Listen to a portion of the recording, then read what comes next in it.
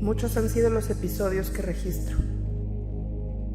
Ocupan un espacio en mi mente y en mi corazón. Muchos han sido dolorosos. También los ha habido buenos y llenos de alegría. Sí existo, aunque algunos digan lo contrario. Si me prestaran atención, tan solo un poco de atención, no estarían condenados a repetir la historia. Pero muchas veces me han hecho sentir que no existo. ¿Saben cuál fue uno de mis momentos de alegría? Ver el nacimiento de la democracia. En verdad creí que las cosas cambiarían. Muchas personas sufrieron antes de que ella existiera, fueron perseguidas, fueron atacadas y en muchos casos perdieron la vida defendiendo lo que creían. Hoy veo con tristeza que episodios del pasado se repiten.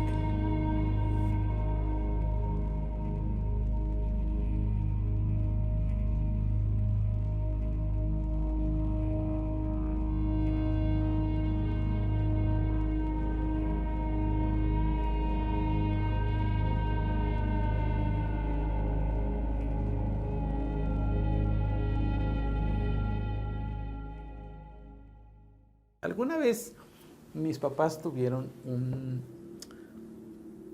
conflicto porque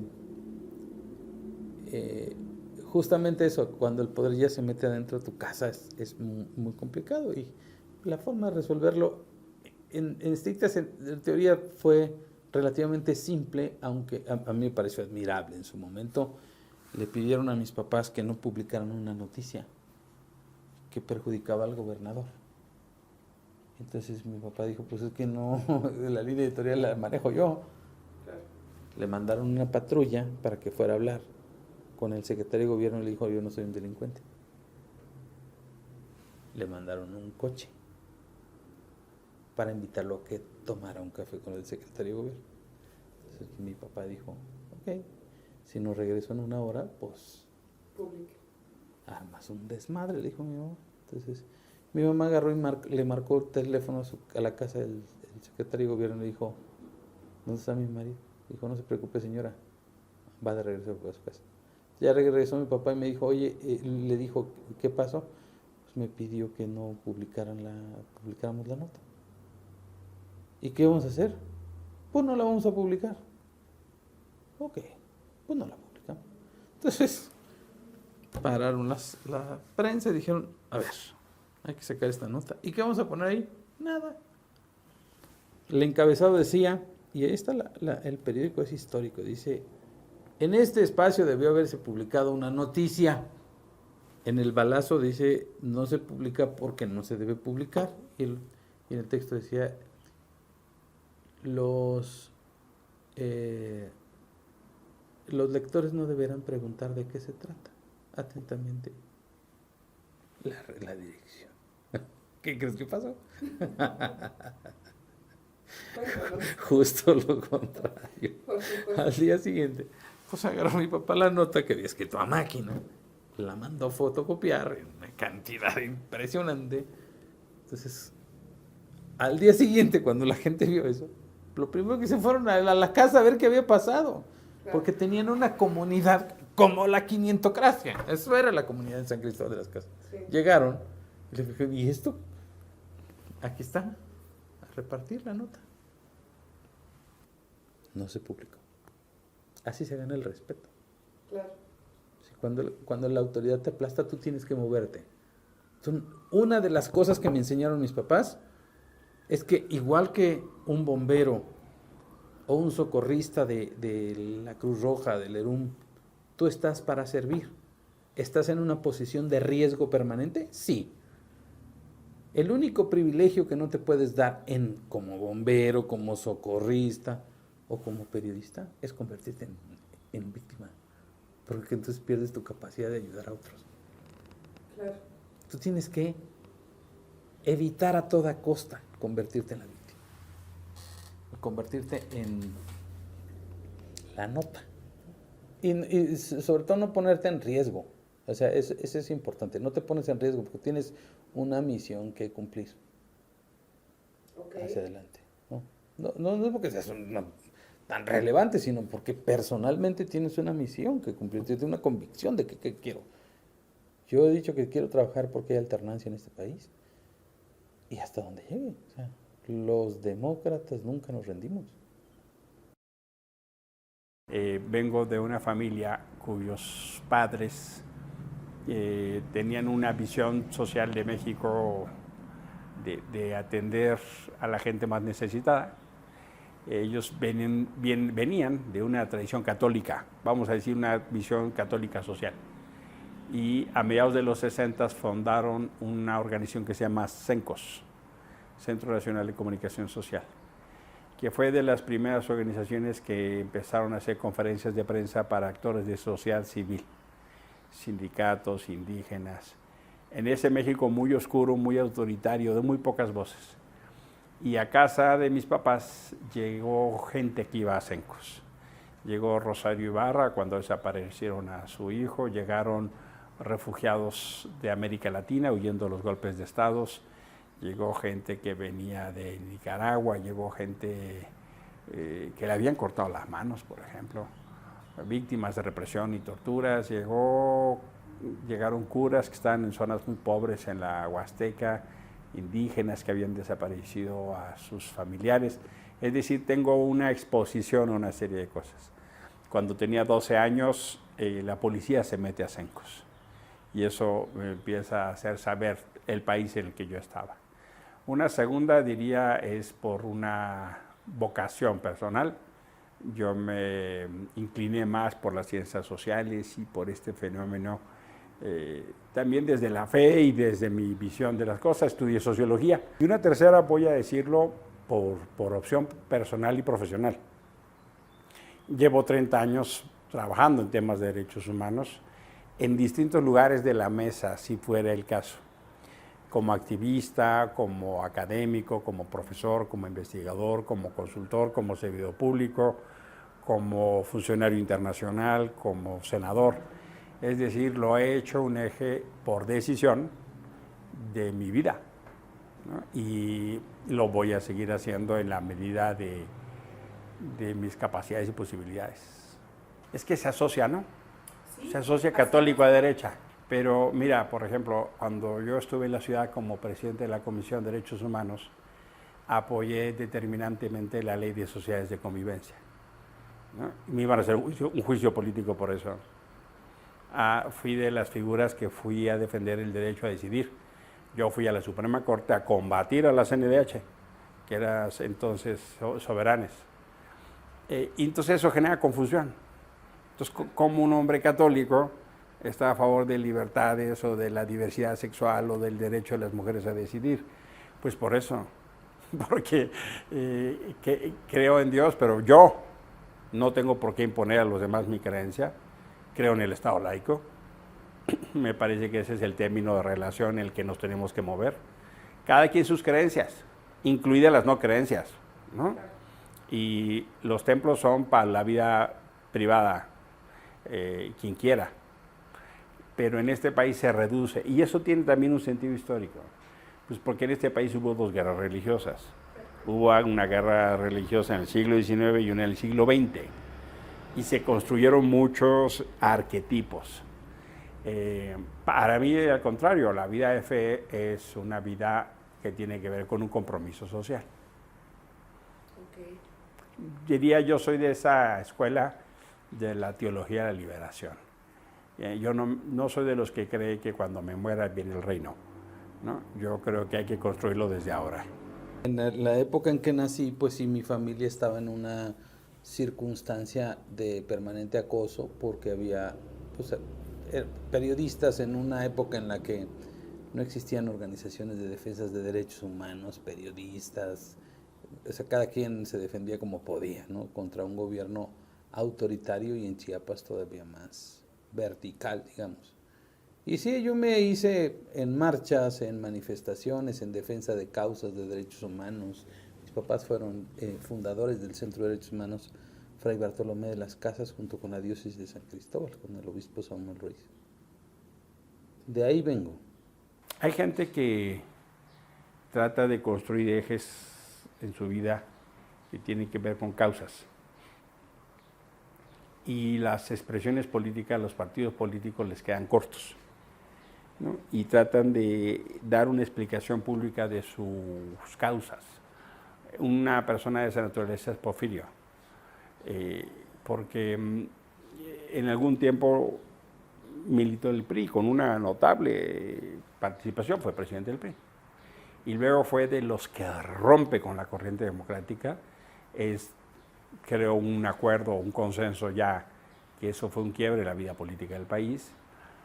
Y luego él ha seguido con rupturas, ¿no? Luego rompió con el PRD, estuvo en el momento de alternancia con Fox, luego rompe con eso, hace acuerdo con López Obrador y rompe con López Obrador.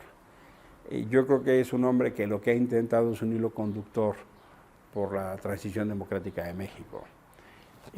Gente como él, yo la respeto mucho, porque prefiero gente que luche por lo que cree y que dé las batallas, y que entienda que los partidos son medio y no fin.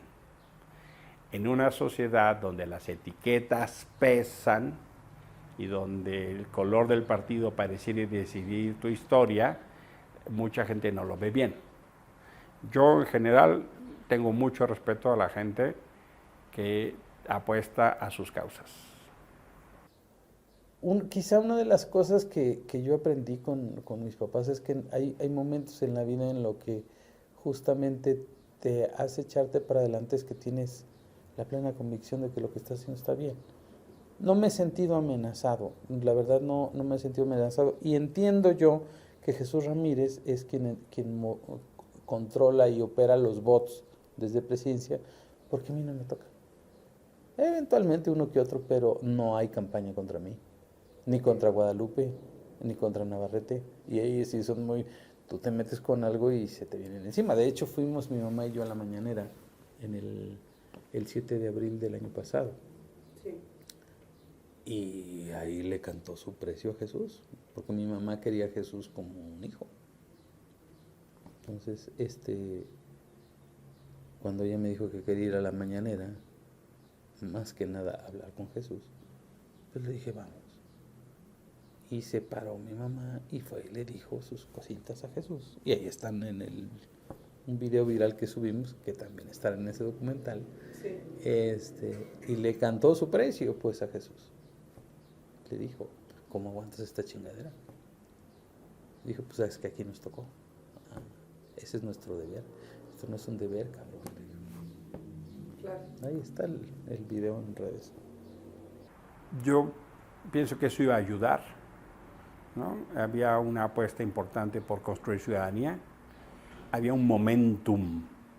Fue la primera vez para las elecciones vecinales, que la gente eligiera sus colonias. Fue también un momentum que se sumaba al proceso de la elección del 2000, ¿no? Que había posibilidad por primera vez de una alternancia. En este país había una especie de dicho fatalista, ¿no? La gente te decía, pues ¿para qué voto si siempre gana el PRI? Ese momentum fue un momento de quiebre de paradigmas, de historias, de tradiciones. Ahora a los chavos les cuesta trabajo entenderlo, porque ellos y ellas han vivido un México distinto de alternancias. Entonces no entienden lo que significa un partido que ha estado 70 años en el poder. Y era lo mismo, a veces la estructura de gobierno que llegaba hasta el barrendero o al presidente de la República. Era todo un aparato. O sea, a mí me corretearon por andar pegando carteles de mi papá, ¿no? Cosas así, ¿no? Absurdas, ¿no? O conocí gente igual que por hacer pintas la correteaban. Era un México donde el partido de gobierno era el gobierno, pero el gobierno era el Estado. Tanto así que si tú opinabas en contra del presidente, te calificaban de traidor. Era ese México, que hoy infelizmente parece querer regresar. Tenemos índices de que matan a 10 mujeres cada día en México. La posición y sus actitudes misóginas en tanto tiempo. Ahora ya no lo dice, ahora ya no lo hace. Pero recordemos lo que hacía a principios de sexenio, cómo descalificaba los movimientos feministas. Lo que hace allí en el Zócalo, colocando estas vallas de acero y colocando detrás a policías y militares para aventar gases lacrimógenos a las mujeres que van a conmemorar el Día Internacional de la Mujer. ¿Qué nos decía durante la pandemia? Cuando alguien venía a un reclamo y decía, oiga, es que la pandemia, el encierro, ha provocado más violencia intrafamiliar, ha aumentado el número de llamadas de mujeres para hacer estas denuncias. No, es una mentira. Aquí a las mujeres en México se les respeta. Bueno, es decir, ha habido posiciones y trae una política, es el presidente más misógino que ha tenido México en la vida, en toda la historia del país. Entonces, es un presidente que odia a las mujeres, es un presidente que odia a la clase media, ¿no? Es un presidente que odia a los ministros de la Corte. Bueno, ¿qué me dices? La campaña que trae en contra de una verdadera heroína, como es la ministra presidenta Norma Piña. No le ha mandado poner ahí a un grupo de vándalos allí en la puerta de la Corte insultándola. La campaña generada en contra de ella, lo que vino a hacer este gobernador mediocre de Veracruz, Cuitláhuac García, paseando féretros con las fotografías de los ministros y de la ministra enfrente de la Corte. ¿Qué provocas tú como presidente? Que cualquiera que te quiera hacer el servicio asesine a un ministro, que asesine a un periodista.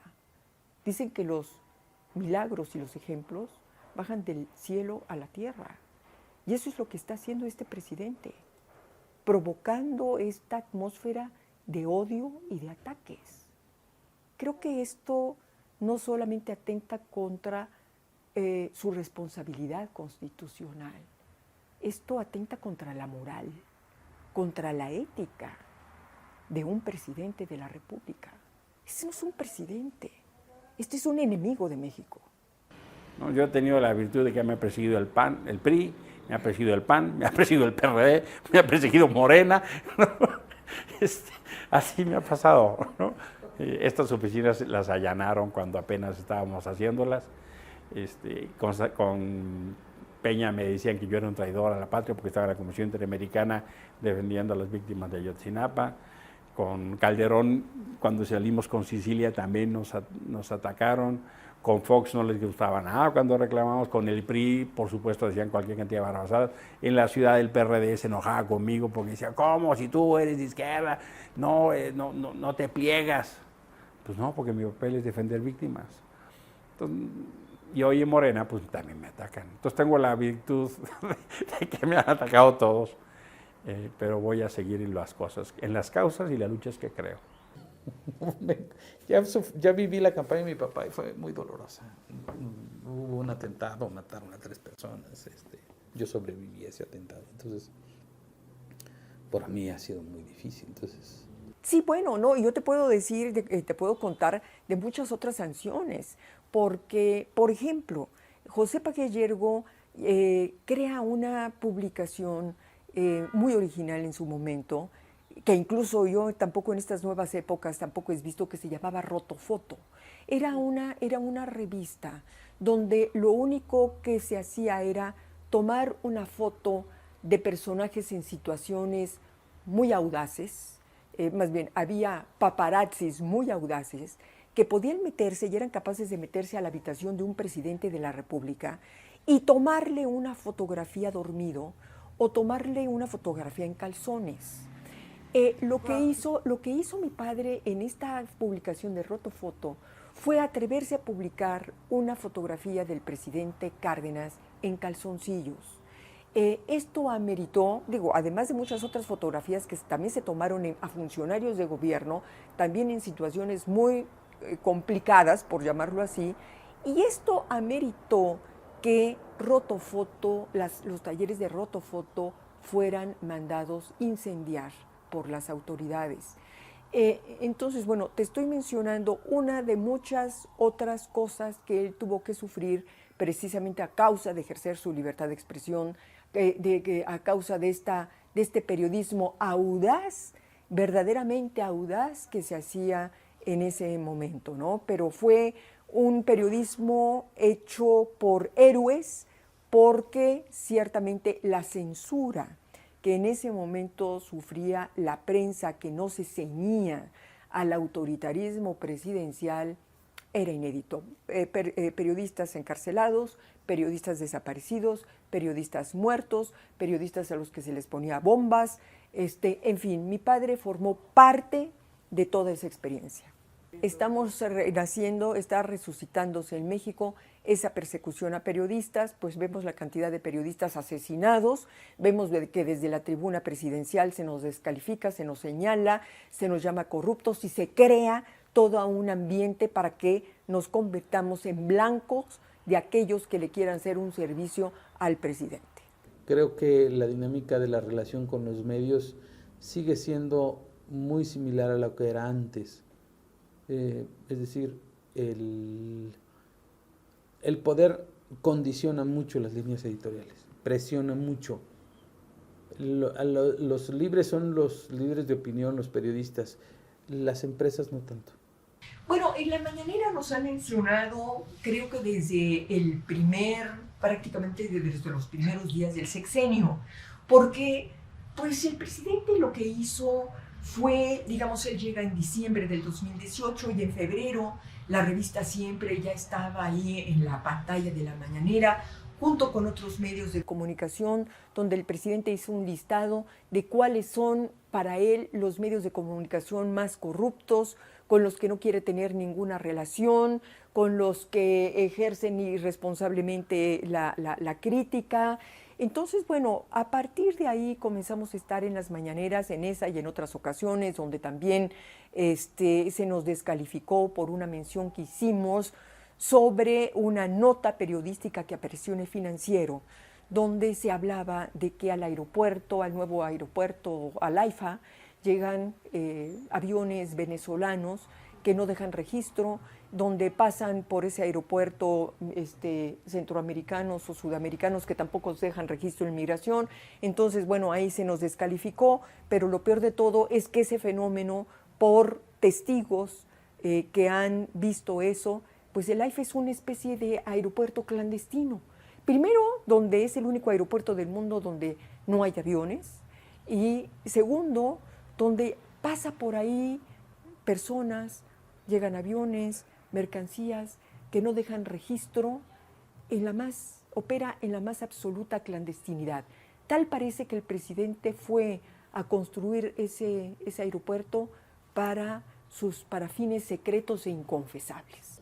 Mi papá se encontró una sola vez con Andrés Manuel López Obrador en febrero del 95.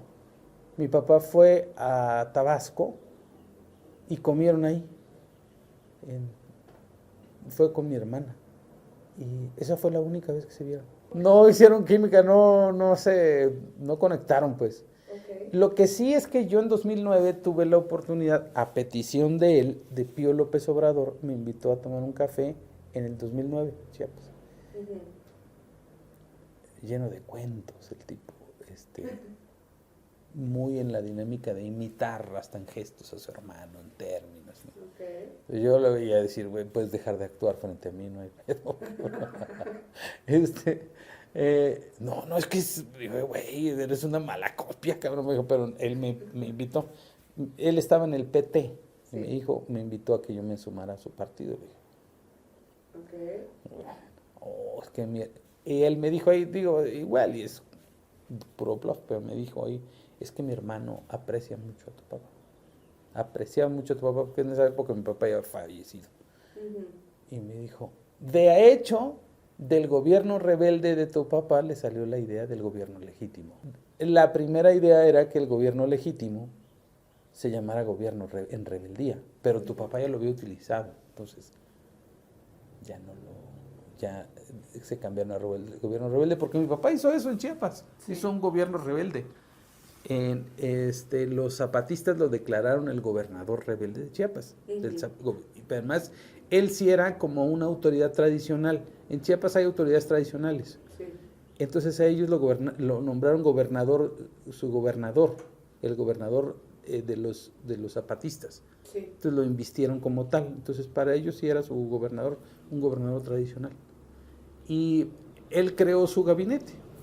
Y justamente creó su gabinete y trataban estos temas y atendían algunos de los problemas que había en Chiapas con estas organizaciones. Mi papá siempre fue gestor en términos legales, porque además era abogado. Y de estas organizaciones que estaban en torno a mi papá y que accedieron a hacer un gabinete con él para atender y orientar a la gente en varios problemas, el gobierno de Ernesto Zedillo mandó a un operador político para desmantelar la Asamblea Estatal Democrática del Pueblo Chiapaneco, que era la que había cobijado a mi papá. Ese operador político que compró a muchos de los líderes ciudadanos y campesinos se llama Dante Delgado Ranauro. Él es el responsable de la estrategia contrainsurgente en Chiapas en 1995. A tal grado que mi papá solo se quedó con el que en ese momento era su particular. Entre ese equipo estaba, por ejemplo, Jesús Ramírez Cuevas. Los conozco muy bien. Epigmenio Ibarra fue el que llevó el primer comunicado del ZLN a mi casa. Por eso no me mencionan. Esta sección forma parte de la animadversión que tiene el presidente hacia la prensa libre, hacia la prensa independiente. Él quisiera tener a medios de comunicación totalmente sometidos a su control. Quisiera que los medios solamente estuviéramos replicando y apoyando todo lo que dice, cuando hay especialistas que le están contando las mentiras que dice todos los días, cuando está tomando decisiones equivocadas y hay que denunciarlas, cuando está haciendo inversiones que representan un absoluto derroche de dinero. Háblese del Tren Maya, háblese de la refinería Dos Bocas, háblese de la destrucción que está haciendo en la selva del sureste, háblese de muchos otros proyectos que han representado un verdadero derroche y una verdadera pérdida de recursos nacionales. Los periodistas tenemos que denunciar esto, tenemos que denunciar la violencia causada por el crimen organizado, un crimen organizado que, por cierto, él protege a través de su política de abrazos y no balazos. Eso es lo que no le gusta que los periodistas hagamos. Entonces, por eso también ha desplazado a la prensa profesional de sus mañaneras y ha llevado y ha inventado a una serie de pseudo periodistas y de blogueros que reciben ahí, justo en un celular como el que tú traes, y donde tú misma has puesto tus preguntas. Bueno, pues allí en las mañaneras hay un jefe de comunicación social, el vocero, Jesús Ramírez Cuevas, que es el que manda a estos blogueros y a estos pseudo periodistas las preguntas que le deben de hacer a modo al presidente para que el presidente darle pie al presidente a decir lo que quiere decir en ese día. E insultar a quien tiene que insultar ese día. Pero si hay un periodista del Universal o de Reforma que le hace una pregunta, entonces le dice: tú y tu medio son unos corruptos y no quiero saber nada con ustedes. Entonces, eso es la tal Vilchis, que a mí me parece una traición. Si ella es periodista o dice ser periodista, es una traición al oficio. ¿Cómo es posible que se haya prestado eso como periodista y como mujer? Porque creo que lo único que está haciendo es construir esta atmósfera de animadversión hacia el periodista y propiciar que se le asesine como se le está asesinando.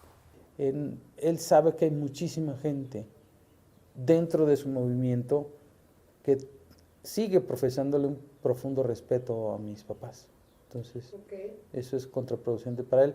Guadalupe sí le conoce mucho y a Guadalupe pues prefiere evitarnos. Yo creo que como estrategia le va bien, que nos evite tanto a Navarrete, a Guadalupe o a mí.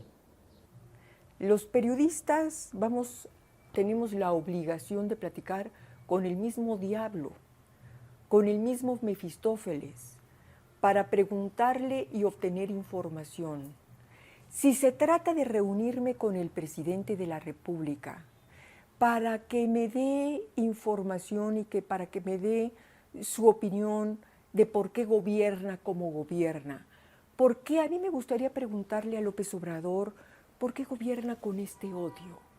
¿Por qué gobierna con esta descalificación? ¿Por qué todos los días ataca a quienes no opinan igual que él? ¿Por qué en lugar de conciliar, por qué se ha dedicado a dividir al país? Me encantaría preguntarle eso y que me contestara. Oiga, preguntarle, usted es uno de los presidentes que ha llegado al poder con la mayor cantidad de votos. Llegó con 30 millones de votos. Usted pudo unir al país. Y en lugar de dividir, de unirlo, lo dividió, lo confrontó. En lugar de haber utilizado ese poder para conciliar a las distintas fuerzas políticas, a los distintos sectores, al empresarial, al intelectual, al periodístico, al académico, para poder hacer crecer al país y detonar su crecimiento, para crear condiciones de calidad, de certeza jurídica para la inversión. No, usted se dedica a atacar al extranjero, a los españoles, a los norteamericanos, etcétera, etcétera.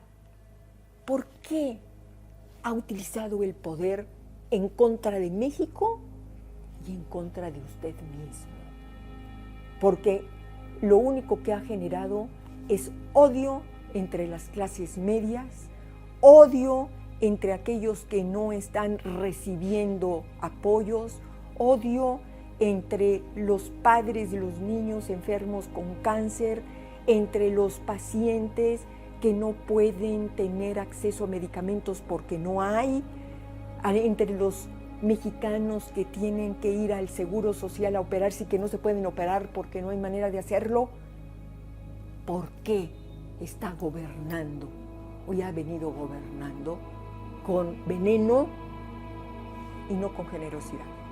Eso es lo que yo le preguntaría y me encantaría saber su opinión. Si es para eso, encantada.